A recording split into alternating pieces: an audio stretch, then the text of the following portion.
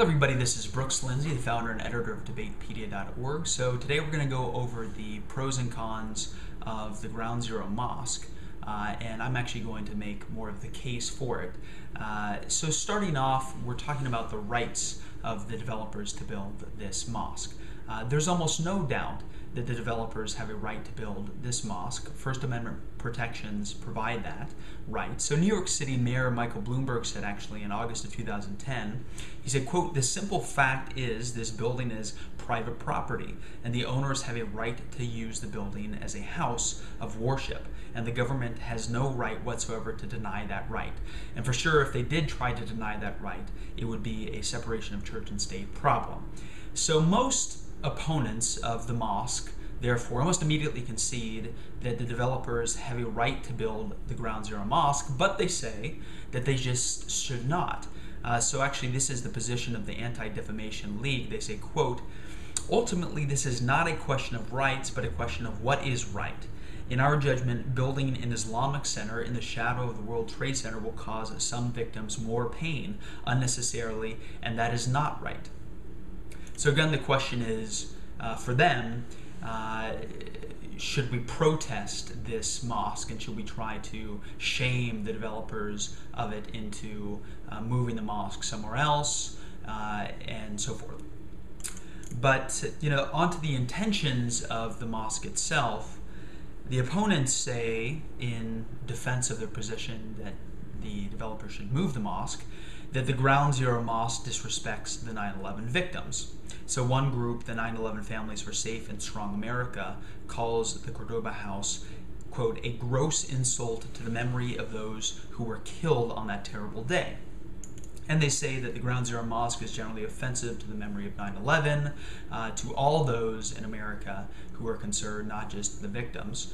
And they also say that the Ground Zero Mosque violates Islamic pledges of sensitivity.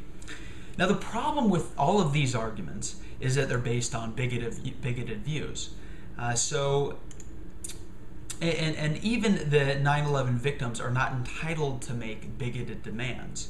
The thing is that Park 51, which is another name for the Cordoba House, is only offensive if you think all Muslims are responsible for 9/11.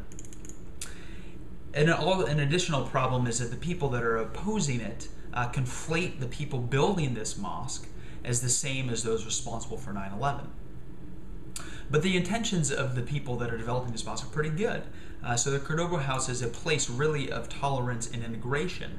There's an Economist article that really does a good job of laying this out. They say, quote, "It is the brainchild of Imam Faisal Abdul Rauf, a well-meaning American cleric who has spent years trying to promote interfaith understanding, not an apostle of religious war like Osama bin Laden. He's modeling his project on New York's 92nd Street Y, a Jewish community center that reaches out to other religions. The site was selected in part precisely so that it might heal some of the wounds opened by the felling of the Twin Towers, and all that followed." For sure, Park 51 is a Muslim community center first before it's even a mosque. So it's mostly composed of meeting rooms, interfaith dialogue rooms, there's a swimming pool, there's some athletic facilities, and then there's a prayer space as well. But it's not a dedicated mosque like many people would probably imagine. It is a community center.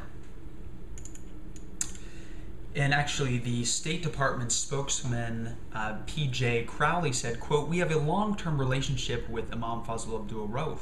His work on tolerance and religious diversity is well known, and he brings a moderate perspective to foreign audiences on what it's like to be a practicing Muslim in the United States." In addition, the mosque is really 2.5 blocks away from the Ground Zero site. It's not on it. So the Ground Zero Mosque title is, that people have given to it in the media, and including on our Debate Beat article, is to some extent a misnomer and unfair.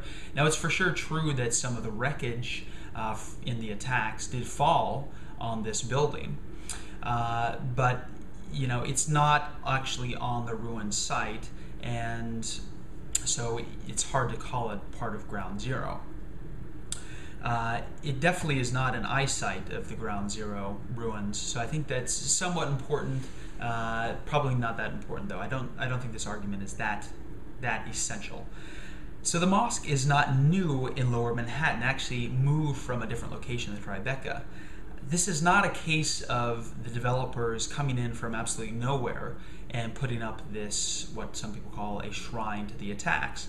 No, it is a community center that's been around for some time. It just became over capacity with its former location, and they wanted a new location. The intention in part was to send a message of peace and tolerance to bring it closer to the Ground Zero site. That was the intention, at least the developer, the imam, behind it said this. The name Cordoba House, which has since been changed again to Park 51, was initially about a period of peace and tolerance in Spain during the Moorish rule. This is when Christians, Jews, and Muslims got along very well. Some people say that it's about the fact that Cordoba was, the place where the Muslims there,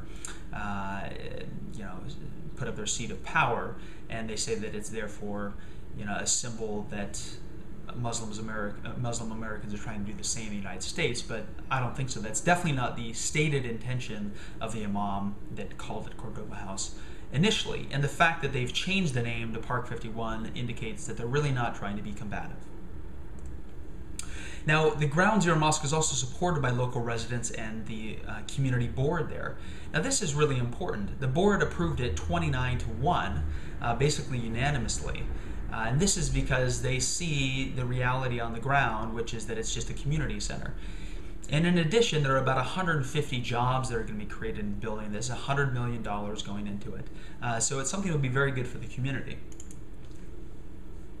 Now, in terms of Muslim relations, the Ground Zero Mosque helps bridge gaps between the West and Muslims. This was the intended goal of Imam Fazl Abdul Rauf. He said it will, quote, bridge the great divide between Muslims and the rest of America. I think this is at least a laudable goal, even if you disagree that it will do that.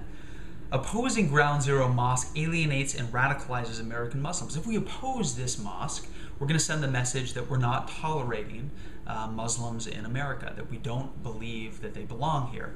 That can have the effect of radicalizing American Muslims, which would be not to our, objectives in at least the war on terror. And in many other objectives too, just social cohesion objectives. So the Ground Zero Mosque is a source of moderate Islamic reform.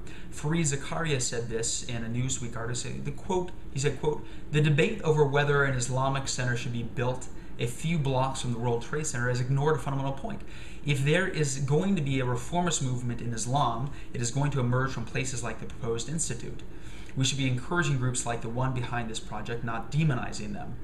Were the mosque being built in a foreign city, chances are the U.S. government would be funding it. And in fact, just recently, the State Department has been sending this imam around in the Middle East to talk about tolerance, talk about how Muslims live in America, to spread the message. And the fact that this imam, in the wake of all these protests, actually did this and went abroad to give these great speeches is pretty impressive. Opposing Cordoba House fosters divisions the extremists want. So it is actually a goal to divide and conquer of, let's say, Al-Qaeda. If we divide ourselves over this debate, we're actually playing into their hands. So I'm going to stop there. This is basically the case, I think, in defense of the mosque. And if you want to take a look at the full pro-con back and forth on Debatepedia's article, you can do so. It is debate:/Ground Zero Mosque at Debatepedia. All right, take care.